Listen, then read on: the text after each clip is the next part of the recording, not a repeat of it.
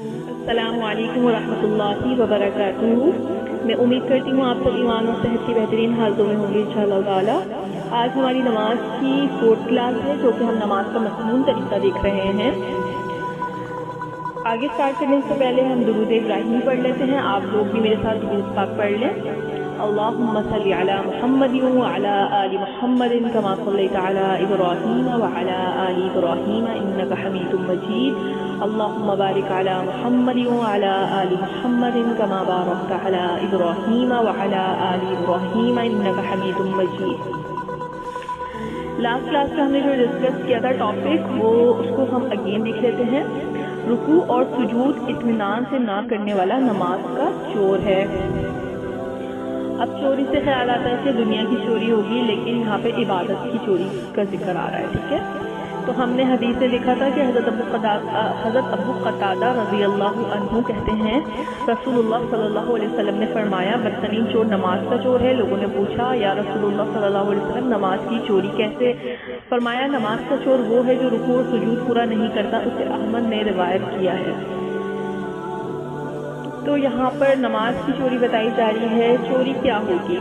یعنی کہ جس بھی پوزیشن پر جا کر واپس پوزیشن کو ایک دم سے چینج کر لینا، اس کا حق ادا نہ کرنا پوری طرح سے، ٹھیک ہے۔ تو یہ نماز کا چور ہے۔ جیسے کہ اگر آپ رکوع کر رہی ہیں، رکوع میں اگر آپ پڑھ رہی ہیں سبحان ربی العظیم سبحان ربی العظیم سبحان ربی العظیم، تو اس کو ٹائم لگ رہا ہے، ٹھیک ہے۔ لیکن بہت سارے لوگ ہوتے ہیں وہ اتنی اسپیڈ میں پڑھ رہے ہوتے ہیں کہ فوراً سے کھڑے ہو جاتے ہیں۔ تو ہم نے رکوع اور سجدہ ایسا کرنا ہے اطمینان سے، سکون کے ساتھ، ٹھیک ہے، کہ ہمارا سارا جسم ٹھہر جائے، ہڈیاں اپنی جگہ پر آ کر رک جائیں، سکون کے ساتھ ہم نے بالکل اطمینان کے ساتھ رکوع اور سجدہ کرنا ہے، ٹھیک ہے۔ کیونکہ جو رکوع اور سجدہ بھی سکون کے ساتھ نہیں کرتا اور جلدی جلدی نماز پڑھتا ہے، تو اس کو نماز کی چوری کہا گیا ہے۔ تو انشاءاللہ آج سے ہمیں اپنی نمازوں کو بہتر بنانا ہے اور کوشش کرنی ہے کہ نماز کو سکون کے ساتھ، اطمینان کے ساتھ پڑھیں، تاکہ ہماری جو نماز ہے وہ بہتر سے بہتر ہو جائے انشاءاللہ۔ تو اب ہم آگے دیکھتے ہیں انشاءاللہ۔ رکوع اور سجدے میں قرآن کی تلاوت کرنا منع ہے۔ ان ابن عباس رضی اللہ عنہما قال قال رسول اللہ صلی اللہ علیہ وسلم الا وانی نہیت ان اقرأ القرآن راکعا او ساجدا، رواہ مسلم۔ حضرت عبداللہ بن عباس رضی اللہ عنہما کہتے ہیں رسول اللہ صلی اللہ علیہ وسلم نے ارشاد فرمایا، لوگوں یاد رکھو مجھے رکوع اور سجدے میں قرآن پڑھنے سے منع کیا گیا ہے۔ اسے مسلم نے روایت کیا ہے۔ یعنی کہ رکوع اور سجدے میں قرآن کی تلاوت کرنا منع ہے۔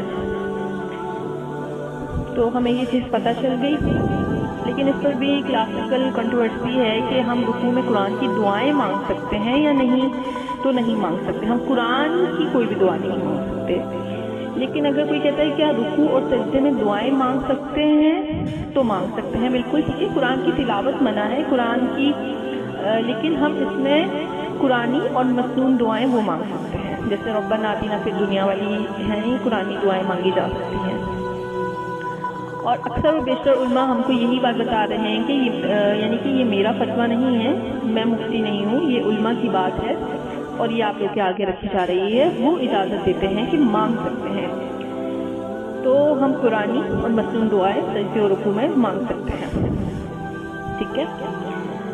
تو اگر ہمیں یہ بات پتہ چل گئی، کیا ہمیں فوراً گھر میں لوگوں کو جمع کر کے اناؤنسمنٹ کرنا ہے؟ نہیں،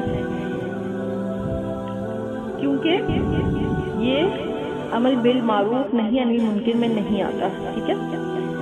تو یہ کیا ہے؟ یہ ایک رخصت دی گئی ہے، اجازت دی گئی ہے۔ اس وقت میرا اور آپ کا کام جو ہے وہ بڑے بڑے منکرات ہو رہے ہیں، اس سے لوگوں کو روکنا ہے، اور بڑے بڑے معروف کام جو لوگ نہیں کر رہے، جو لوگ نماز نہیں پڑھ رہے، اس کے بارے میں لوگوں کو انکریج کریں۔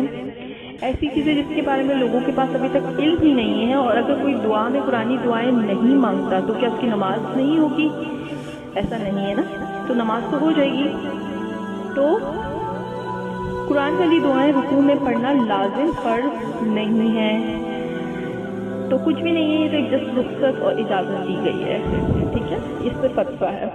تو لہٰذا اگر ہم نے یہ ٹاپک چھیڑ دیے تو ایک کنٹروورسی کھڑی ہو جائے گی اور پھر لوگ آپ سے بحث کرنا شروع کریں گے کہ ہاں کہ ہمیں تو نہیں معلوم، ہم نے تو کبھی نہیں پڑھا، آپ کہاں سے پڑھ کے آئی ہیں، آپ کو کیسے پتہ کہ رکوع سجدے میں قرآنی اور مسلم دعائیں پڑھ سکتے ہیں، تو قرآن تو پڑھا ہی نہیں جا سکتا، تو آپ نے کہاں سے سن لیا، تو بحث شروع ہو جائے گی۔ تو بہتر ہے اگر ہمیں کسی کو یعنی کہ اگر ہم کسی کو نماز کا بولیں گے تو لگے گا قرآنی دعائیں پڑھنے کا حکم اور نماز کا حکم ایک ہی لیول کا حکم ہے، تو ہمیں بہت محتاط ہو کر لوگوں کو بات بتانی ہے، اور ہمیں جو ہے کیا کرنا ہے کہ لوگوں میں جو ہے یعنی کہ لوگوں میں ایسی بات نہ کریں کہ دل پھٹ جائے، ایک دم سے لوگ جھگڑنا شروع کر دیں، نہیں، یہ جو ہے ہمیں علم کو اس طریقے سے پھیلانا ہے کہ لوگوں کو بات سمجھ آ جائے۔ پہلے میرا اور آپ کا کام کیا ہے، لوگوں کو نماز کی طرف بلانا،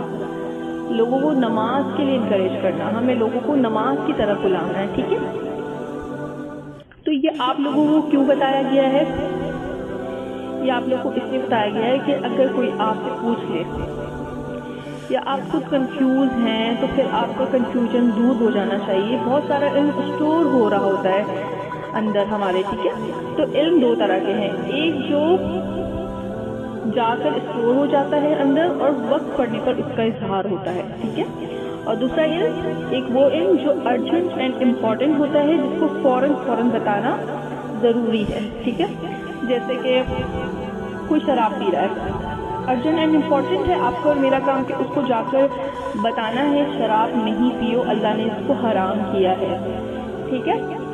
اور جیسے کہ کوئی نماز نہیں پڑھ رہا تو یہ ارجنٹ اینڈ امپورٹنٹ ہے کہ اس کو جا کر بتانا ہے کہ نماز شروع کرو، نماز نہ پڑھنا کبیرہ گناہ ہے، ٹھیک ہے۔ تو لہٰذا آپ کو اطمینان ہو جانا چاہیے کہ کیا پڑھیں، تو کوئی ضروری نہیں ہے اگر اب تک آپ نہیں پڑھ رہی تھی تو آپ شروع کر دیں۔ بعض دفعہ ہمارا یہ بھی ریئیکشن ہوتا ہے کہ ابھی تک ہم نہیں پڑھ رہے ہیں، اچھی خاصی ہم رکوع اور سجدے کی تسبیحات پڑھ رہے ہوتے ہیں، تو ہم کہتے ہیں کہ اب ہم ایکسپیریمنٹ کریں گے، قرآنی دعائیں پڑھیں گے۔ یہ کوئی فرض نہیں ہے، یہ فرض نہیں کیا گیا، یہ ضروری نہیں ہے، ٹھیک ہے۔ یہ آپ لوگوں پہ ایک رخصت اور اجازت دی گئی ہے علماء کرام کی طرف سے، لیکن انفارمیشن کون سی ہے؟ اسٹور ہونے والی۔ کوئی اگر پوچھ لیتا ہے جائز ہے یا نہیں تو آپ کہہ سکتی ہیں جائز ہے، تلاوت منع ہے لیکن دعائیں مانگی جا سکتی ہیں۔ تو یہ فرض ہے یا سنت موقدہ ہے، کیا ہے؟ بلکہ یہ رخصت اور اجازت ہے، نہ فرض ہے نہ سنت موقدہ ہے، ٹھیک ہے۔ تو کبھی بھی رخصتوں کو فرائض کے برابر نہیں کرنا چاہیے۔ تو میرا اور آپ کا کام کیا ہے؟ لوگوں کے ساتھ بحثیں نہ کریں، اتفاق اور اتحاد پیدا کریں اور ایسی چیزوں کو کھڑا نہ کریں جس سے لوگوں کے دل پھٹنے لگ جائیں، ٹھیک ہے۔ اب ہم آگے دیکھتے ہیں انشاءاللہ۔ رکوع کے بعد اطمینان سے سیدھا کھڑا ہونا ضروری ہے۔ عن ثابت رضی اللہ عنہ قال كان انس ينعت لنا صلاة النبي صلى الله عليه وسلم فكان يصلي فإذا رفع رأسه من الركوع قام حتى نقول قد نسي، رواہ البخاری۔ حضرت ثابت رضی اللہ عنہ فرماتے ہیں کہ حضرت انس رضی اللہ عنہ ہمارے سامنے رسول اللہ صلی اللہ علیہ وسلم کی نماز بیان کرتے تو پڑھ کر وضاحت فرماتے، رکوع سے جب سر اٹھا کر قوما کے لیے کھڑے ہوتے تو اتنی دیر کھڑے ہوتے کہ ہمیں گمان ہونے لگتا شاید حضرت انس رضی اللہ عنہ سجدے میں جانا بھول گئے ہیں۔ اسے بخاری نے روایت کیا ہے۔ تو اس حدیث سے ہمیں کیا پتہ چل رہا ہے؟ اس سے ہمیں پتہ چل رہا ہے کہ صحابہ حدیث پر کتنا عمل کرتے تھے، یہاں تک کہ وہ کر کے دکھاتے تھے۔ اور یہاں پہ جو قوما بتایا جا رہا ہے، قوما کسے کہتے ہیں؟ رکوع کے بعد تھوڑی دیر کے لیے کھڑا ہونا۔ اور قیام کسے کہتے ہیں؟ اس میں آپ لوگ جو کنفیوژن کریٹ نہیں کیجیے گا۔ قیام کہتے ہیں جب ہم سورہ فاتحہ پڑھ رہے ہوتے ہیں، جیسے سورہ فاتحہ میں جیسے کھڑے ہوتے ہیں اور پھر ہم جو ہے کوئی بھی سورت پڑھ رہے ہوتے ہیں تو اس کو قیام کہتے ہیں۔ اور رکوع میں جانے کے بعد رکوع کی تسبیحات پڑھ کے جب ہم دوبارہ کھڑے ہوتے ہیں سمیع اللہ لمن حمیدہ ربنا ولک الحمد، تب اسے قیام کہا جاتا ہے، قوما کہا جاتا ہے۔ تو رکوع کے بعد تھوڑی دیر کے لیے کھڑا ہونا قوما کہلاتا ہے۔ تو حضرت ثابت رضی اللہ عنہ فرماتے ہیں کہ حضرت انس رضی اللہ عنہ ہمارے سامنے صلی اللہ علیہ وسلم کی نماز بیان کرتے تو پڑھ کر وضاحت فرماتے کہ رکوع سے جب سر اٹھا کر قومے کے لیے کھڑے ہوتے تو اتنی دیر کھڑے ہوتے کہ ہمیں گمان ہونے لگتا ہے کہ شاید حضرت انس رضی اللہ عنہ سجدے میں جانا بھول گئے۔ تو اس سے ہمیں کیا پتہ چل رہا ہے اس حدیث سے کہ ہمیں قومے میں تھوڑی دیر کھڑا ہونا ہے۔ ہمیں یہ نہیں کہ ہم نے جیسے ہی رکوع سے اٹھے اور پھر فوراً سمیع اللہ لمن حمیدہ ربنا ولک الحمد اس کے بعد فوراً ہم لوگ جو سجدے کریں، نہیں، ہمیں تھوڑا سا ٹائم لینا ہے، ٹھہرنا ہے۔ میں نے آپ کو بتایا نا ہمیں اتنی دیر ٹھہرنا ہے کہ ہماری ہڈیاں جو ہیں رک جائیں، ٹھہر جائیں، ٹھیک ہے؟ تو ہمیں اس میں ٹائم دینا ہے اور اس میں بھی ہمیں چوری نہیں کرنی، یہ بھی پھر نماز کی چوری کہلائے گی۔ اور اگر آپ نے قوما کو تھوڑا لمبا کرنا ہے تو پھر آپ اس میں بھی دعائیں آتی ہیں، وہ دعائیں بھی یاد کر کے جو ہے پڑھ سکتی ہیں، سمیع اللہ لمن حمیدہ ربنا ولک الحمد حمدا کثیرا طیبا مبارکا فی۔ تو یہ دعا بھی بہت جو ہے خوبصورت ہے اور انشاءاللہ اس کو بھی آپ یاد کر لیں تاکہ آپ اپنے قومے کو تھوڑا ٹائم دیں اور پھر یہ دعائیں یاد کر لیں، انشاءاللہ پھر آپ کی نماز میں جو ہے ٹھہراؤ آ جائے گا، اطمینان کے ساتھ آپ لوگوں نے نماز پڑھنی ہے۔ اب ہم آگے مسئلہ دیکھتے ہیں۔ اچھا، یہ جو مسئلہ ہوتا ہے نا، یہ مسئلہ پرابلم والا مسئلہ نہیں ہے، ٹھیک ہے؟ اردو میں تو ہم مسئلے کو بولتے ہیں پرابلم، لیکن یہ جو مسئلہ ہے نا یہ عربی میں کہا جاتا ہے وہ چیز جس کا سوال کیا گیا ہو، جو سوال پوچھے جا رہے ہیں ان کا جواب، یہاں پہ ان کا جواب بتایا جا رہا ہے حدیث سے، ٹھیک ہے نا؟ تو مسئلہ نمبر 1، مسئلہ نمبر 2، یہ پرابلم 1 پرابلم 2 نہیں ہے، یہ مسئلہ جو ہے یہ عربی زبان کا ورڈ ہے اور اس کو کہا جاتا ہے سوال، یعنی کہ یہاں پہ سوال جو پوچھے جا رہے ہیں ان کا جواب آ رہا ہے، ٹھیک ہے؟ اب ہم آگے انشاءاللہ دیکھتے ہیں۔ سجدے میں دونوں ہاتھ پہلوؤں سے الگ رہنے چاہیے۔ عن ابی حمید رضی اللہ عنہ ان النبی صلی اللہ علیہ وسلم کان اذا سجد امکن انفہ وجبہتہ من الارض ونحیا یدیہ عن جنبیہ ووضع کفیہ حذو منکبیہ، رواہ ابو داؤد والترمذی۔ حضرت ابو حمید رضی اللہ عنہ فرماتے ہیں کہ نبی اکرم صلی اللہ علیہ وسلم سجدے میں اپنی ناک اور پیشانی زمین کے ساتھ لگاتے اور ہاتھ اپنے پہلوؤں سے الگ رکھتے اور ہاتھ کندھوں کے برابر رکھتے، اسے ابو داؤد اور ترمذی نے روایت کی۔ تو اس حدیث میں کیا پتہ چل رہا ہے کہ نبی اکرم صلی اللہ علیہ وسلم سجدے میں اپنی ناک اور پیشانی دونوں زمین سے لگاتے اور ہاتھ جو ہوتے ہیں نا وہ ان کے پہلوؤں سے الگ ہوتے ہیں، یعنی کہ جو رانے ہیں ان سے بالکل ٹچ نہیں ہو رہی ہوتی، ٹھیک ہے؟ جو ہماری سائڈ ہوتی ہیں ان سے چپکاتے نہیں تھے، ٹھیک ہے؟ تو تھوڑا سا دور رکھتے، پہلوؤں سے الگ رکھتے، اور جو ہاتھ تھے وہ کندھوں کے برابر، جب سجدہ کرتے ہوئے جو ہاتھ ہوتے ہیں وہ کندھوں کے برابر ہوتے ہیں۔ تو بعض لوگ پیشانی لگاتے ہیں، ناک نہیں، تو دونوں لگنا ضروری ہے، ٹھیک ہے؟ دونوں کو لگانا ضروری ہے، اور جو ہے ہاتھ ہمارے جو ہیں وہ پہلوؤں سے الگ ہونے چاہیے، اور جو سجدہ کرتے وقت جو ہمارے ہاتھ ہوں گے یا تو وہ بہت زیادہ لوگ اوپر لے جاتے ہیں یا بہت زیادہ لوگ نیچے رکھ لیتے ہیں، تو بالکل کندھوں کے برابر، یا تو کندھوں کے پاس ہماری ہتھیلی آ رہی ہے یا انگلیاں آ رہی ہیں تو یہ ٹھیک ہے، ٹھیک ہے؟ کہ کندھوں کے برابر ہونا چاہیے، اس میں گنجائش ہے۔ تو یہ ہم نے حدیث دیکھ لی ہے، ابو داؤد اور ترمذی کی حدیث ہے، تو انشاءاللہ آپ لوگوں نے اسی طریقے سے سجدہ کرنا ہے کہ آپ لوگوں کی جو رانے ہیں اور جو آپ کے جو ہاتھ ہیں وہ پہلوؤں سے الگ ہونے چاہیے، اور ناک اور پیشانی آپ کی سجدہ کرتے وقت دونوں ٹچ ہونی چاہیے زمین کے ساتھ، ٹھیک ہے؟ ٹھیک ہے، میرا کام آپ لوگوں کو حدیث پڑھ کے میں بتا رہی ہوں، ٹھیک ہے؟ باقی عمل کرنا نہ کرنا یہ آپ لوگوں کے اوپر ہے، لیکن جب ہم سن رہے ہوتے ہیں کوئی چیز، جب ہمارے سامنے علم آ جاتا ہے، حدیث ہمارے سامنے پڑھی جا رہی ہوتی ہے، تو پھر ہمیں لوگوں سے بحث نہیں کرنی کہ ایسے تو نہیں ہوتا، یہ نماز جو ہے مردوں کے لیے ہے، یہ عورتوں کے لیے ہے۔ ایک بات مجھے بتائیں آپ لوگ کہ ہم تک علم کس نے پہنچایا ہے؟ نبی اکرم صلی اللہ علیہ وسلم نے۔ ہم تک ہر بات किस ने पहुंचा दी? नबी अकरम सल्लल्लाहु अलैहि वसल्लम ने पहुंचाई ना। इसके अलावा तो हमारे पास कोई और तो नहीं बताने आया। हमें हैज के मसाइल बता दिए, हमें वज़ू के, हमें गुस्ल के मसाइल नबी अकरम सल्लल्लाहु अलैहि वसल्लम ने बता दिए। तो नाउज़ुबिल्लाह नबी अकरम सल्लल्लाहु अलैहि वसल्लम पे लोग ये बात झूठ बांध रहे होते हैं कि वो औरतों की नमाज बताना भूल गए। नबी अकरम सल्लल्लाहु अलैहि वसल्लम ने यार ये तो मेंशन नहीं किया था कि ये जो मैं नमाज पढ़ने का तरीका बता रहा हूँ मैं ये सिर्फ मर्दों के लिए ख़ास बता रहा हूँ, ये बात बताई नहीं बताई ना। तो इंसान अपना दिमाग इस्तेमाल करे। जब नबी अकरम सल्लल्लाहु अलैहि वसल्लम ने हमें हैज के मसाइल बता दिए, अब हम बोले नहीं नबी अकरम सल्लल्लाहु अलैहि वसल्लम ने हमें हैज के मसाइल क्यों बताया, ये तो मतलब शर्म की बाइस है, या ये तो इसमें तो बेपर्दगी हो रही है औरत की। नहीं, नबी अकरम सल्लल्लाहु अलैहि वसल्लम हम तक दीन लेकर आए हैं, उन्होंने दीन अपनी ज़िंदगी में मुकम्मल कर दिया। उन्होंने औरतों के मसाइल बता दिए। जब उन्होंने हर चीज़ बता दी तो नाउज़ुबिल्लाह इतनी सी बात बताना भूल गए कि औरतों की नमाज अलग होगी।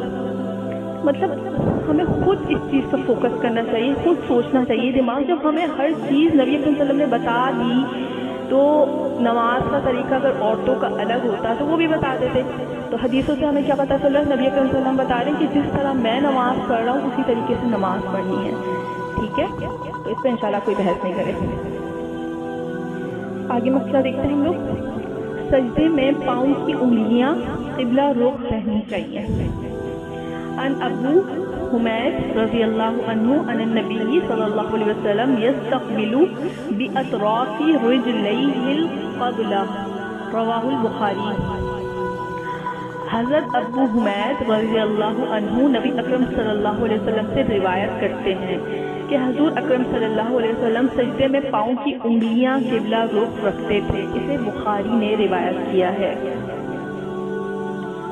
इस हदीस से हमें पता चल रहा है कि नबी अकरम सल्लल्लाहु अलैहि वसल्लम जब सजदे में जाते तो उनकी जो पाँव की उंगलियां होती वो क़िबला रुख होती थी। ठीक है, मैंने आप लोगों से पहले भी चीज़ डिस्कस की थी कि जब हम नमाज पढ़ेंगे तो हमारी जो बॉडी के जितने भी आज़ा हैं उनका रुख क़िबला रुख होना चाहिए। चाहे वो हमारी उंगलियों पाँव की उंगलियां हों, चाहे वो हमारे हाथ हों, अगर हम रफ़ा यदैन कर रहे हैं, हम अल्लाहु अकबर करके तकबीर तहरीमा कर रहे हैं, तो हर चीज़ का रुख हमारा जो है क़िबला रुख होना चाहिए। ये नमाज की शर्त है। ठीक है, तो हमारे तमाम आज़ा क़िबला रुख होने चाहिए, इनफैक्ट हमारी पाँव की उंगलियां भी। सजदा ऐसा हो कि पूरा जिस्म ठहर जाए। अब नमाज में जिस्म के तमाम आज़ा का रुख क़िबले की तरफ होना चाहिए, पूरा वजूद मेरा क़िबला रुख हो। अब अगर कोई बैठा और उसने अपने पाँव साइड में निकाल दिए, ठीक है, तो उसकी उंगलियां साइड में चली गई, क़िबला रुख तो नहीं हुई। तो जब हम कह रहे हैं कि आप वसल्लम की उंगलियां क़िबला रुख होती थी तो ये एक नेचुरल एंगल है। ठीक है, और सजदे की एक खास हैयत है जो हमें इख्तियार करनी होगी। ठीक है, जो अब तक औरतें नमाज पढ़ते वक्त, सजदा करते वक्त अपनी पाँव की उंगलियां साइड से निकाल रही थी, तो उनके सामने ये नबी अकरम सल्लल्लाहु अलैहि वसल्लम की हदीस सही बुखारी की आ गई है कि नबी अकरम सल्लल्लाहु अलैहि वसल्लम सजदे में पाँव की उंगलियां क़िबला रुख रखते थे।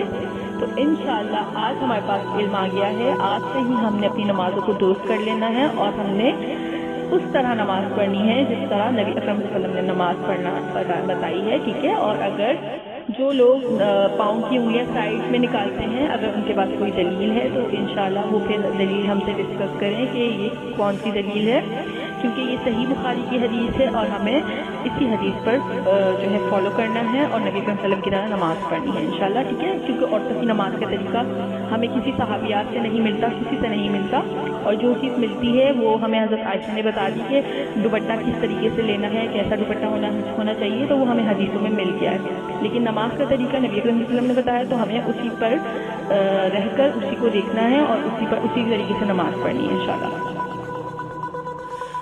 अब हम आगे देखते हैं, जलसा की मसनून दुआ ये है। जलसा का मतलब क्या है? बैठने की पोजीशन। जलसा यानी बैठना। तो जलसा कहते हैं दो सजदों के बीच में बैठ गए। ठीक है, एक सजदा किया फिर बैठ गए, तो उसको जलसा कहते हैं। बैठने की पोजीशन को जलसा कहा जाता है। अब हम इसमें आमतौर पर क्या करते हैं, एक सजदा किया ابھی جسم رکا ہی نہیں، دوسرا سجدہ کیا، یہ بھی نماز کی چھٹی ہے، یہ نہیں کر سکتے. کیا کرنا ہے؟ حدیث دیکھتے ہیں. حدیث میں آتا ہے ان ابن عباس رضی اللہ عنہما قال، حضرت عبداللہ بن عباس رضی اللہ عنہما فرماتے ہیں، قال کان رسول اللہ صلی اللہ علیہ وسلم، نبی اکرم صلی اللہ علیہ وسلم نے فرمایا، یقول بین سجدتین اللہم اغفر لی وارحمنی واجبرنی واہدنی وارزقنی، رواہ ابو داؤد والترمذی. ٹھیک ہے، تو حضرت عبداللہ بن عباس رضی اللہ عنہما فرماتے ہیں کہ نبی اکرم صلی اللہ علیہ وسلم دونوں سجدوں کے درمیان یہ دعا پڑھا کرتے تھے، اللہم اغفر لی وارحمنی واجبرنی واہدنی وارزقنی، یا اللہ مجھے بخش دے، مجھ پر رحم فرما، میرا نقصان پورا کر، مجھے ہدایت اور رزق عطا فرما. اسے ابو داؤد اور ترمذی نے روایت کیا ہے. تو دونوں سجدوں کے درمیان بیٹھنے کو جلسہ کہتے ہیں. تو جلسے کے درمیان جو دعا نبی اکرم صلی اللہ علیہ وسلم پڑھا کرتے تھے وہ یہ دعا ہے، اللہم اغفر لی وارحمنی واجبرنی واہدنی وارزقنی. تو ہمیں کیا کرنا ہے؟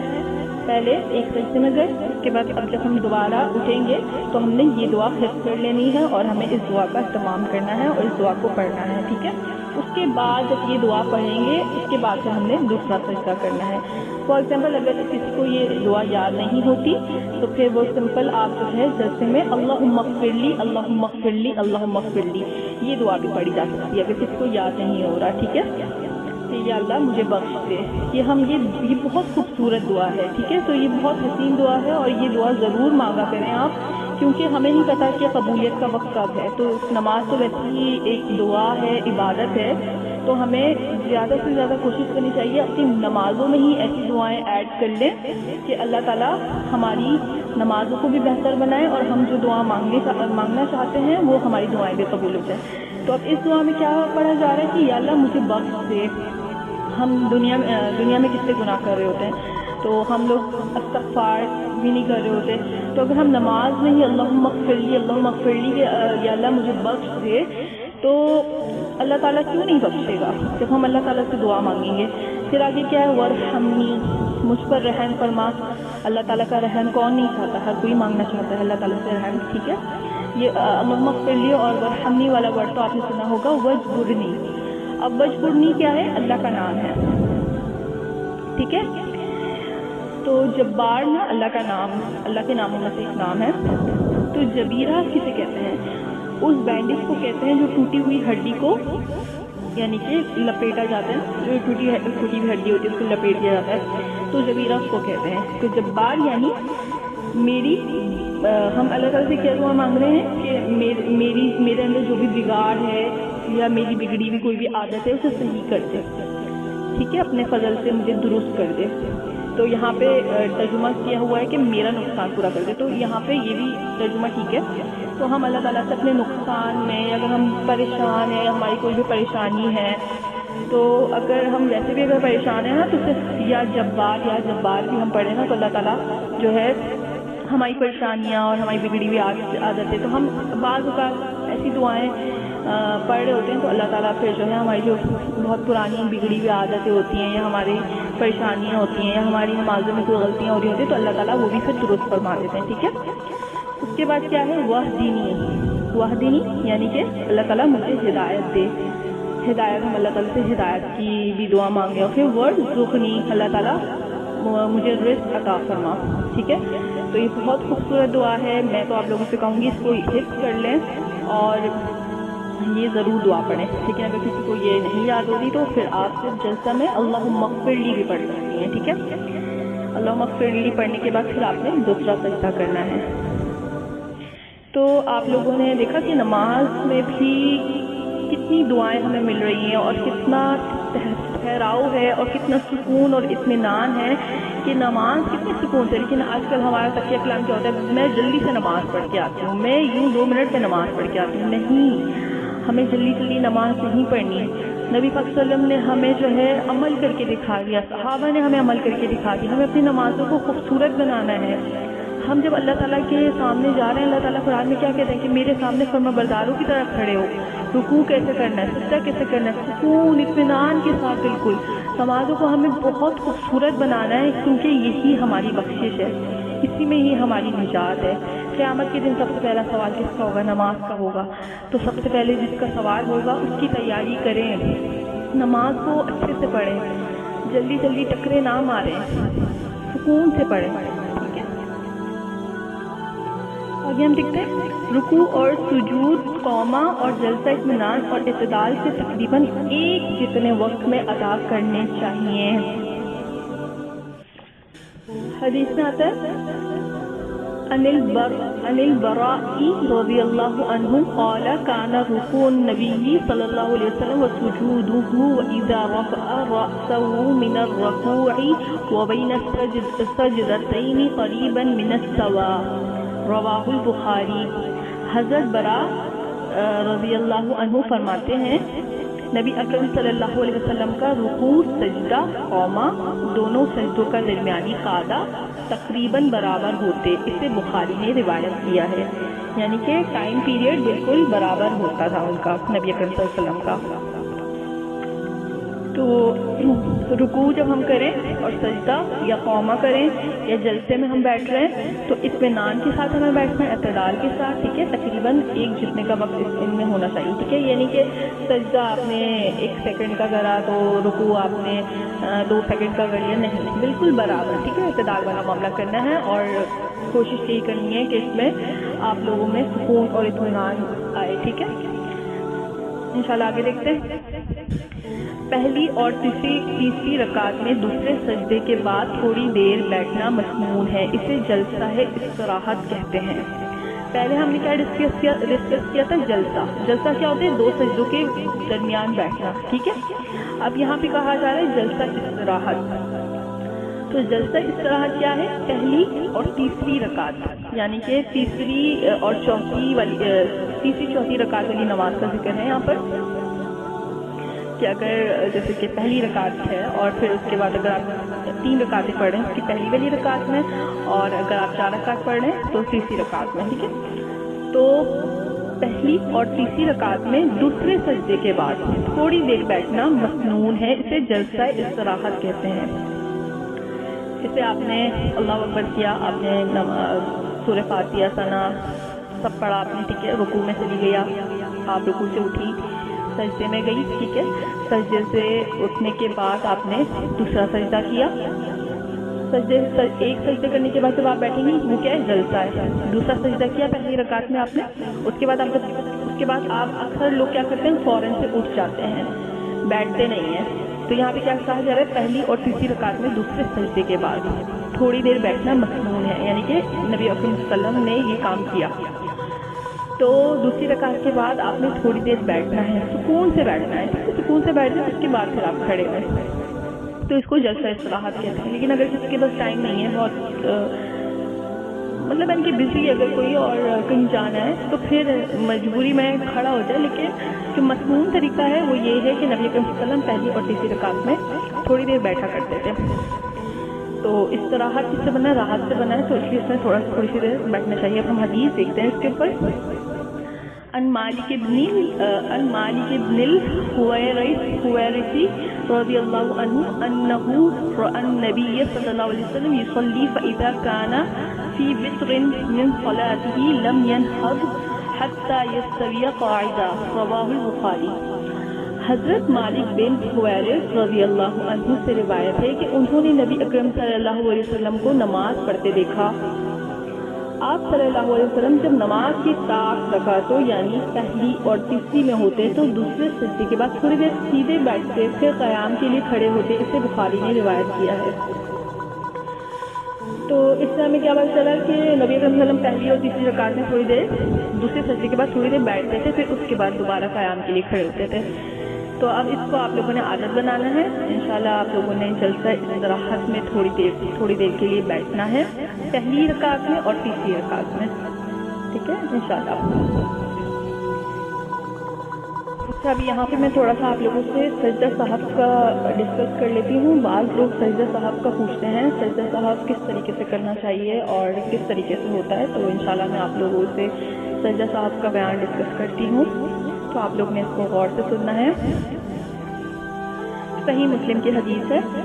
حضرت ابو سعید خدری رضی اللہ عنہ سے روایت ہے کہ رسول اللہ صلی اللہ علیہ وسلم نے فرمایا اگر تم میں سے کسی کو رکعات کی تعداد کے بارے میں شک پڑ جائے کہ 3 پڑھی ہیں یا 4 تو شک کو چھوڑ دیں اور یقین پر اعتماد کریں، پھر سلام پھیرنے سے پہلے 2 سجدے کریں۔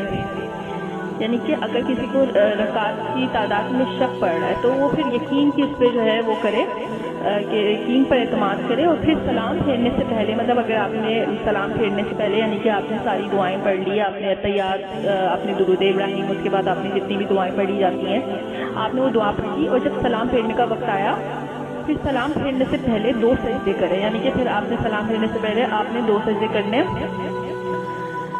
اگر اس نے 5 رکعت نماز پڑھی تھی تو یہ سجدے اس کی نماز کی رکعت کو جفت کر دیں گے، اور اگر اس نے پوری 4 رکعت نماز پڑھی تھی تو یہ سجدے شیطان کے لیے ذلت کا سبب ہوں گے۔ صحیح مسلم کی روایت ہے۔ یعنی کہ اگر کسی کو اگر رکعت میں شک ہو رہا ہے کہ میں نے اپنی 5 پڑھ لی ہیں یا 4 ہوئی ہیں نہیں ہوئی، اگر اس نے 5 پڑھی ہوں گی تو پھر یہ سجدے جو ہے شیطان کے لیے ذلت کا سبب ہو جائیں گی، اور اگر اس نے 4 پڑھی ہوں گی تو وہ پھر 1 رکعت کو جو ہے نا وہ جفت کر دے گی۔ ٹھیک ہے، اب ہم دوسرا دیکھ لیتے ہیں سجدہ سہو کا طریقہ کیا ہے۔ ٹھیک ہے، سجدہ سہو کا طریقہ یہ ہے کہ آخری قاعدے میں تشہد، درود اور دعا پڑھنے کے بعد مطلب یعنی کہ آپ نے تشہد میں آپ بیٹھے ہیں آخری قاعدے میں، ٹھیک ہے، آپ نے تشہد پڑھ لیا، درود پڑھ لیا اور اس کے بعد آپ نے دعا پڑھ لی، اس کے بعد آپ نے اللہ اکبر کہہ کر سجدے میں جائیں۔ سلام پھیرنے سے پہلے آپ نے جب آپ سجدہ صاف کرنے لگے تو آپ نے پڑھا تشہد پڑھا، درود ابراہیم پڑھی، ربنا آتنا فی الدنیا والی دعا پڑھی، ساری دعائیں پڑھنے کے بعد آپ نے دوبارہ سے ہاتھ اٹھانے ہیں، قبلہ رخ کر کے اللہ اکبر کہنا ہے، اللہ اکبر کہہ کر سجدے میں جائیں۔ ٹھیک ہے، پھر اس سجدے میں آپ نے دعا پڑھنی ہے سبحان ربی الاعلیٰ، سبحان ربی الاعلیٰ، سبحان ربی الاعلیٰ، پھر اٹھ کر جلسے میں بیٹھ کر دوسرا سجدہ کریں۔ پھر وہی آپ نے دوبارہ جلسے میں آپ بیٹھنا ہے، جلسے کی اگر آپ دعا پڑھنا چاہ رہی ہیں دعا پڑھ لیں، اللہم اغفر لی وارحمنی واجبرنی واہدنی وارزقنی، پھر اس کے بعد دوسرا سجدہ کریں اور پھر اٹھ کر سلام پھیر کر نماز سے فارغ ہوں۔ ٹھیک ہے، پھر آپ نے دوسرا سجدہ کر لیا، اس کے بعد پھر آپ نے 2 سلام پھیر لیے۔ تو یہ جو ہے سجدہ سہو کا طریقہ ہے، اور حدیث مذکور میں سلام پھیرنے سے پہلے سجدہ سہو کا حکم ہے، اس لیے سہو کے 2 سجدے سلام پھیرنے سے پہلے کرنے چاہیے۔ ٹھیک ہے، حدیث میں یہ پہلے کا حکم ہے کہ سلام پھیرنے سے پہلے سجدے کرنے چاہیے۔ اب ہم ایک اور حدیث دیکھتے ہیں۔ حضرت عبداللہ بن بحینہ رضی اللہ تعالیٰ عنہ سے روایت ہے کہ رسول اللہ صلی اللہ علیہ وسلم نے صحابہ کرام رضی اللہ عنہ کو ظہر کی نماز پڑھائی، پس پہلی 2 رکعتیں پڑھ کر کھڑے ہو گئے، یعنی کہ قاعدے میں سہون نہ بیٹھے، پس لوگ بھی نبی کریم صلی اللہ علیہ وسلم کے ساتھ کھڑے ہو گئے، یہاں تک کہ جب نماز پڑھ چکے اور آخری قاعدے میں سلام پھیرنے کا وقت آیا اور لوگ سلام پھیرنے کے منتظر ہوئے تو رسول اللہ صلی اللہ علیہ وسلم نے تکبیر کہی، جبکہ آپ بیٹھے ہوئے تھے، سلام پھیرنے سے پہلے 2 سجدے کیے، پھر سلام پھیرا۔ اسے بخاری نے روایت کیا ہے کہ مطلب یہاں پہ حضور صلی اللہ علیہ وسلم کا عمل بتا دیا کہ صحابہ ان کے پیچھے نماز پڑھ رہے تھے، نبی اکرم صلی اللہ علیہ وسلم جو ہے 1 رکعت بھول گئے تھے، تو پھر نبی اکرم صلی اللہ علیہ وسلم نے آخری قاعدے میں کیا کیا، سلام پھیرنے سے پہلے اللہ اکبر کیا اور 2 سجدے کرے۔ تو اس حدیث سے پتہ چل رہا ہے کہ یعنی کہ نبی صلی اللہ علیہ وسلم 2 رکعتیں پڑھ کر کھڑے ہو گئے تھے، انہوں نے مطلب قاعدے میں نہیں بیٹھے، تو پھر اگر کوئی بھی کسی چیز میں اگر بھول چک ہو رہی ہے تو پھر آپ جو ہے انشاءاللہ یہ سجدہ سہو کریں، تو انشاءاللہ یہ سجدہ سہو کا آپ لوگوں کو طریقہ بتایا جا رہا ہے۔ انشاءاللہ ایک اور حدیث دیکھتے ہیں۔ رسول اللہ صلی اللہ علیہ وسلم کے فعل مبارک سے ثابت ہوا کہ سجدہ سہو سلام پھیرنے سے قبل کرنا چاہیے۔ ٹھیک ہے، تو حضرت عمران بن حسین رضی اللہ عنہ سے روایت ہے کہ رسول اللہ صلی اللہ علیہ وسلم نے عصر کی نماز پڑھائی اور 3 رکعت پڑھ کر سلام پھیر دیا۔ ٹھیک ہے، عصر کی نماز تو آپ کو پتہ ہے 4 ہوتی ہے نا، عصر کی رکعتیں 4 ہوتی ہیں، تو 3 رکعتیں پڑھ کر سلام پھیر دیا اور گھر تشریف لے گئے۔ ایک صحابی خرباق رضی اللہ عنہ اٹھ کے آپ کے پاس گئے اور آپ کے صحت کا ذکر کیا تو آپ سرسم تیزی سے لوگوں کے پاس پہنچے اور خرباق رضی اللہ عنہ کے قول کی تصدیق چاہیے۔ لوگوں نے کہا خرباق سچ کہتا ہے۔ پھر آپ صلی اللہ علیہ وسلم نے 1 رکعت پڑھی، پھر سلام پھیرا اور پھر 2 سجدے کیے، پھر سلام پھیرا۔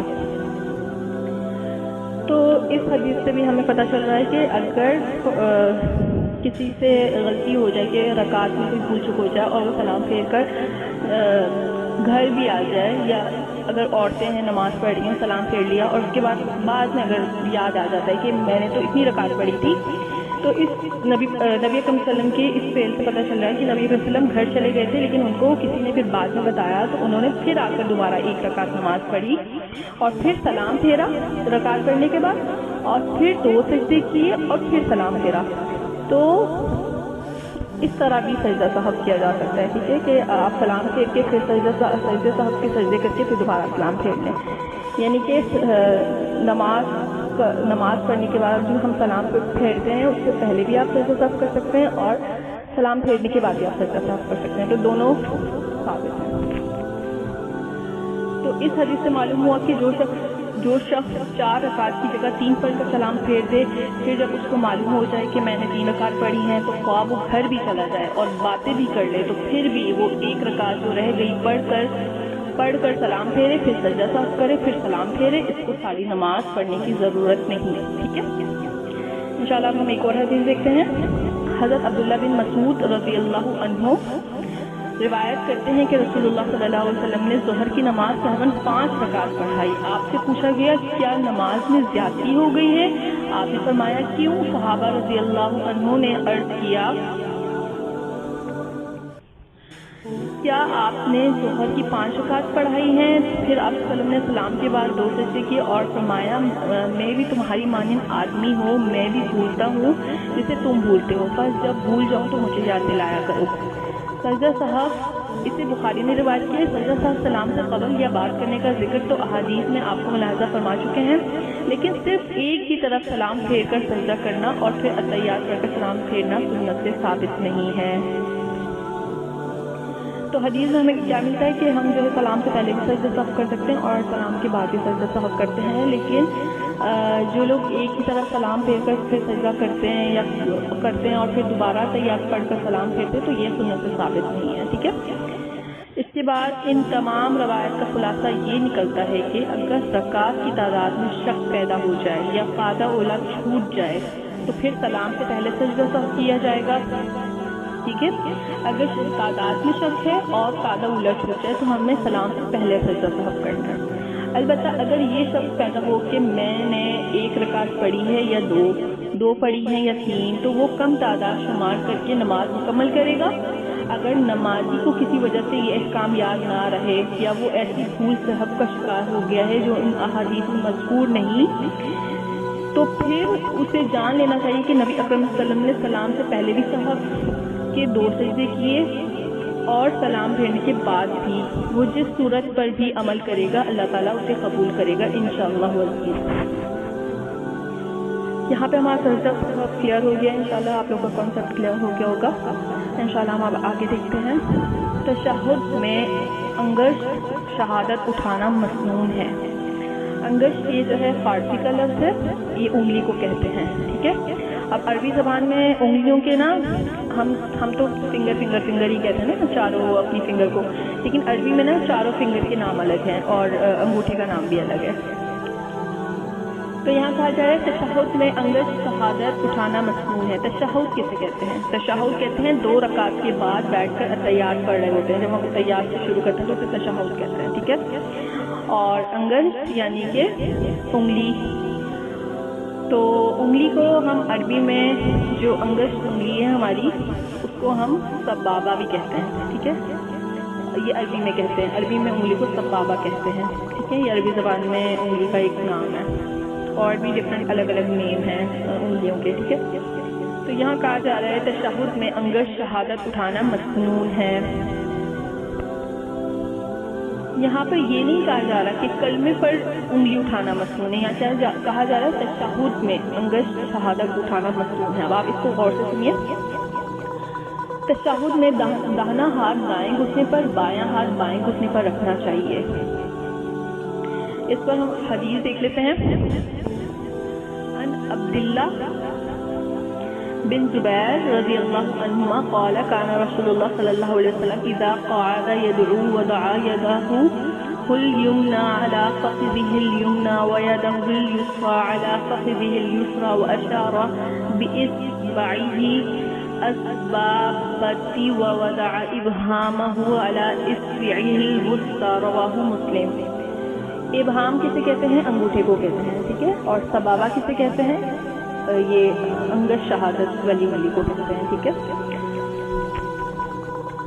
تو حدیث میں کیا آتا ہے؟ حضرت عبداللہ بن زبیر رضی اللہ عنہ فرماتے ہیں رسول اللہ صلی اللہ علیہ وسلم جب اتحیات میں بیٹھتے تو داہنا ہاتھ دائیں گھٹنے پر اور بایاں ہاتھ بائیں گھٹنے پر رکھتے اور اپنے انگوٹھے کو اپنی درمیانی انگلی پر رکھ کر ہلکا بناتے.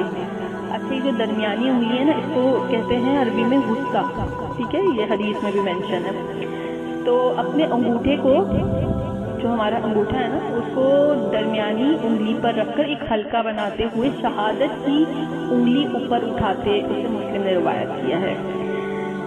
یعنی احادیث میں انگشت شہادت کلمہ شہادت کے وقت اٹھانے کی کوئی صراحت نہیں، لہذا یہاں پہ یہ کہہ رہے ہیں کہ حدیث میں جو لوگ کلمے کے اوپر انگلی اٹھا رہے ہوتے ہیں تو یہ حدیث میں اس کی کوئی صراحت نہیں ملتی، لہٰذا تشہد سے لے کر آخری تشہد تک مسلسل اٹھائی جائے.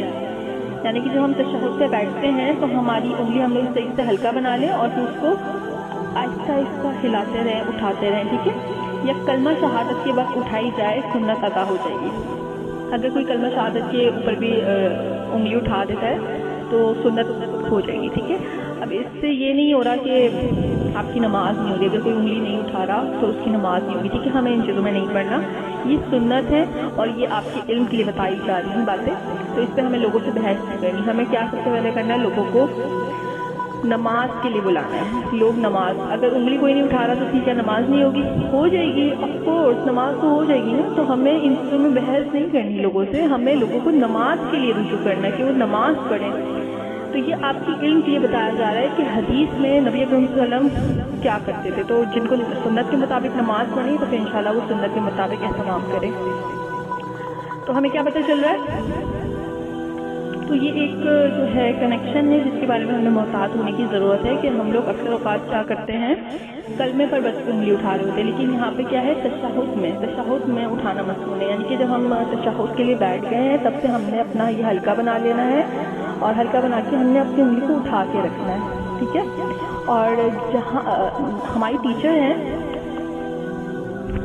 تو وہ بتاتی ہیں کہ اللہ کا نام جہاں جہاں آتا ہے نا وہاں پر اس انگلی کو حرکت دیں، آہستہ آہستہ حرکت دیں، ٹھیک ہے. تو مجھے بھی یہ چیز پہلے نہیں معلوم تھی. ہم تو کلمے پہ ہی انگلی اٹھاتے تھے، لیکن جب علم آ گیا تو پھر انشاءاللہ شروع کر دیا میں نے پڑھنا. لیکن بعض لوگوں کو اس چیز سے عادت نہیں ہوتی اور ایک چیز برسوں سے انسان کر رہا ہوتا ہے کہ وہ جس کلمے بھی وہ انگلی اٹھا رہا ہوتا ہے تو پھر اس کی وہی عادت ہو جاتی ہے، تو وہ وہی عادت اپنی ریگولر یوز میں ہو رہی ہوتی ہے. تو اگر ہمیں کوئی چیز پتہ چل رہی ہے، ہمیں اس پہ اپلائی کرنا ہے تو ہمیں تھوڑا ٹائم لگے گا، لیکن جب ہم کوشش کریں گے تو انشاءاللہ پھر ہماری وہ عادت بن جائے گی. تو کیا پتہ چلتا ہے کہ ہمیں جیسے کہ اگر ہم التحیات للہ، اب ہم اس طریقے سے پڑھیں التحیات للہ، تو جب اللہ کا نام آیا تو ہم نے انگلی کو اٹھائے رکھنا ہے اور ہم نے ہلکی سی حرکت دینی ہے، بہت مائنر سی حرکت دینی ہے، ٹھیک ہے. التحیات للہ والصلوات والطیبات السلام علیک ایھا النبی ورحمۃ اللہ. یہاں پہ اللہ کا نام ہے، اللہ کے نام پہ حرکت دی. وبرکاتہ ورحمۃ اللہ وبرکاتہ السلام علینا وعلی عباد اللہ. پھر اللہ کا نام آیا، آپ نے ہلکی سے حرکت دی. تو اس طریقے سے پھر اللہم صلی علی، آپ نے یہ تحیات کمپلیٹ کری، پھر اللہم صلی علی محمد. تو جہاں جہاں اللہ کا نام آ رہا ہے آپ نے ہلکی ہلکی سے جو ہے نا اپنے آخری تشہد تک ربنا پہ رب آگے ربنا آتینا فی الدنیا، یعنی کہ ربنا آتینا میں گواہی دیتی ہوں. تو جہاں جہاں پر مطلب ہم ہر چیز پر وہ کر رہے ہوتے ہیں کہ ہم یہاں پہ تشہد میں بیٹھ کر ہم گواہی دے رہے ہوتے ہیں، تو اس پہ ہم انگلی کو فنگر کو ہلا رہے ہوتے ہیں کہ میں اس چیز پہ گواہی دے رہی ہوں ہر چیز پر نا. تو ہمیں آہستہ آہستہ اپنے فنگر کو ہلاتے رہنا ہے. تو انشاءاللہ یہ عادت بھی آپ لوگ کی ہو جائے گی اور انشاءاللہ آج ہمیں سنت سے یہ بات پتہ چل گئی ہے. تو انشاءاللہ آپ لوگوں نے اپنی نمازوں میں اس کو شروع کر دینا ہے، لیکن کسی نے اس پر بحث نہیں کرنی اور کسی نے اس کو جو ہے انا کا مسئلہ نہیں بنانا، کیونکہ ہم نے آپ کو حدیث سے بتایا ہے. لیکن فلیکسیبلٹی ہے، اگر کوئی کلمے پر جسٹ انگلی اٹھا لیتا ہے تو سنت ادا ہو جائے گی. ٹھیک ہے. لیکن نبی اکرم صلی اللہ علیہ وسلم کا کیا معمول تھا, وہ انگلی اٹھاتے رہتے تھے. تو ہمیں کوشش یہ کرنی ہے کہ ہم تو اپنی نمازوں کو خوبصورت بنانا چاہتے ہیں. اور سچی بات ہے, جب مجھے علم ملا تھا نا, تو میں نے جو سوچا تھا, میں نے یہی سوچا تھا کہ بھلے میں یہ چیزیں نہیں کرتی, لیکن میں نے کیا سوچا کہ میرے پاس علم آ گیا کہ نبی اکرم صلی اللہ علیہ وسلم نے یہ کام کیا ہے تو میں ضرور کروں گی. یہ سنت ہے نا, نبی اکرم صلی اللہ علیہ وسلم نے جو کام کیا وہ تو سنت ہے, فرض تو نہیں ہے نا. تو سنت ہم ادا کرتے ہیں تو اس کا ایک الگ ہمیں جو ہے اس کا اجر ملتا ہے. فرض کی بات تو الگ ہے, نماز پڑھنا فرض ہے, لیکن جو کام نبی اکرم صلی اللہ علیہ وسلم نے کیا وہ سنت ہے. تو ہمیں جتنا زیادہ اپنی خوبصورت نماز کریں گے اتنا ہی زیادہ ہمیں اس کا جو ہے ثواب ملے گا, اور اتنی ہی ہماری نمازیں اچھی ہوں گی. تو ہمیں چاہیے کہ ہم ظاہر سی بات ہے, ہم نبی اکرم صلی اللہ علیہ وسلم جیسی نمازیں تو نہیں پڑھ سکتے جیسی انہوں نے نماز پڑھی ہوں گی. انہوں نے تو 2 نفل بھی کتنی خوبصورت پڑھی ہوں گی, لیکن ہم کوشش تو کر سکتے ہیں نا, کیونکہ نبی اکرم صلی اللہ علیہ وسلم ہمارے لیے بہترین نمونہ ہے. نبی اکرم صلی اللہ علیہ وسلم سے بڑھ کر ہمیں کوئی نہیں علم بتا سکتا. ٹھیک ہے, انہوں نے ہی ہمیں جو ہے علم بتایا ہے اور انہوں نے ہی ہم تک دین پہنچایا ہے. تو ہمیں کوشش کیا کرنی ہے, نبی اکرم صلی اللہ علیہ وسلم کی طرح جو ہے نماز پڑھیں, ہر وہ کام. بعض لوگ یہ کہتے ہیں کہ ہم نبی اکرم صلی اللہ علیہ وسلم جیسی پڑھ نہیں سکتے, واقعی ہم ان جیسی نہیں پڑھ سکتے, لیکن نبی اکرم صلی اللہ علیہ وسلم کو ہم نے اپنا اسوہ تو بنانا ہے نا. ہمیں ان کی طرح نمازیں تو پڑھنی ہے, ہمیں ان کی طرح پڑھنے کی کوشش تو کرنی ہے نا. نبی اکرم صلی اللہ علیہ وسلم ہمارے لیے آئے کیوں تھے, وہ اس لیے آئے ہیں, وہ ہمارے لیے رول ماڈل ہے. ہمیں ان کی طرح نماز پڑھنے کی کوشش تو کرنی ہے نا. ہم ان کے لیول تک, ہم یہ نہیں کہہ رہے کہ آپ ان کے لیول تک پہنچ جائیں, نہیں, یہ کہا جا رہا ہے ان جیسی نماز پڑھنے کی کوشش کریں کہ ہم ان کی طرح نماز پڑھیں گے تو جس طریقے سے انہوں نے ہمیں بتائی ہے. تو اگر میں آپ لوگوں سے ایک ایگزامپل شیئر کرتی ہوں. فار ایگزامپل, حضرت آدم علیہ السلام کو اللہ تعالیٰ نے سجدے کا حکم دیا. فرشتوں سے کہا کہ آدم علیہ السلام کو سجدہ کرو. ٹھیک ہے, اگر یہ اللہ کا حکم فرشتوں نے یہ مانا, ٹھیک ہے, تو یہ کیا ہو گئی, عین عبادت ہوگی. لیکن اگر اللہ تعالیٰ کا حکم نہیں ہوتا, فرشتوں کو نہیں کہا جاتا کہ تم آدم کو سجدہ کرو, اور وہ خود سے اگر سجدہ کر لیتے تو کیا ہو جاتا, شرک ہو جاتا. تو اسی طریقے سے ہمیں جو جتنا بتا دیا گیا ہے ہمیں وہی کرنا ہے. ہمیں خود سے کوئی چیز ایجاد نہیں کرنی. ہمیں خود سے کوئی چیز, اسلام میں ہم کوئی چیز خود سے ایجاد نہیں کر سکتے. اگر کوئی آپ کو کہہ رہے ہیں نا یہ چیز اسلام میں ہے, آپ پہلے اس کا پروف مانگیں کہ یہ اوتھینٹک ہے یا نہیں, کیا یہ نبی اکرم صلی اللہ علیہ وسلم نے یہ عمل کیا یا نہیں. تو ہمیں جو دین میں نا دلیل چاہیے ہوتی ہے, اگر وہ کام دلیل سے ہمیں مل جائے نا تو پھر ہم وہ کام کرنا شروع کر دیں. ٹھیک ہے, تو یہ ہمیں صحیح مسلم اور صحیح بخاری کی حدیثیں مل رہی ہیں, اور یہ قرآن کے بعد سب سے اوتھینٹک ہے. ٹھیک ہے, اور اس پہ ہر کوئی اتفاق کرتا ہے. کوئی یہ نہیں کہے گا کہ صحیح مسلم اور صحیح بخاری کی جو ہے حدیث غلط ہے. تو انشاءاللہ ہم نے کوشش کرنی ہے کہ ہم لوگ کو اپنی نمازیں جو ہے سنت کے مطابق پڑھنی ہے. بعض اوقات ہم لوگ جو ہے بہت نیکی کے کام تو کر رہے ہوتے ہیں اور ہم سمجھ رہے ہوتے ہیں یہ نیکی ہے, لیکن وہ نیکی نہیں ہوتی, کیونکہ وہ رسول صلی اللہ علیہ وسلم سے ثابت نہیں ہوتی. بس اپنے دماغ میں اتنا سا کانسیپٹ بٹھا لیں کہ جو کام نبی اکرم صلی اللہ علیہ وسلم نے کیا ہے وہ کام نیکی ہے.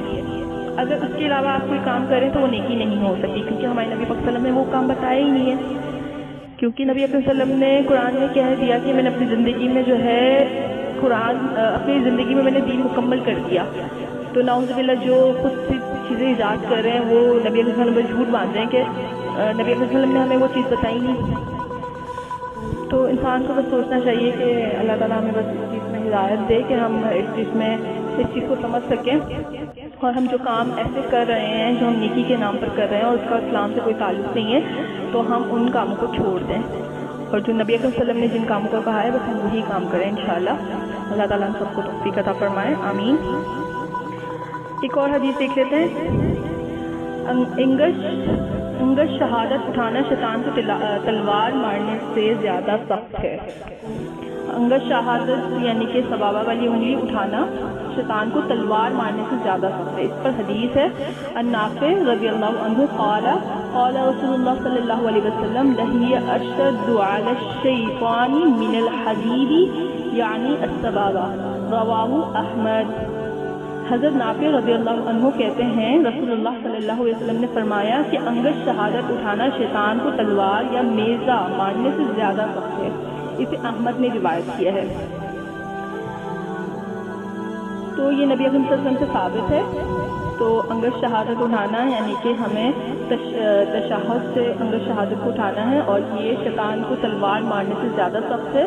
تو انشاءاللہ ہم لوگ اس چیز کی ہم نے اس سنت کو اپنانا ہے اور انشاءاللہ ہمیں اپنی نمازوں کو بہتر سے بہتر بنانا ہے.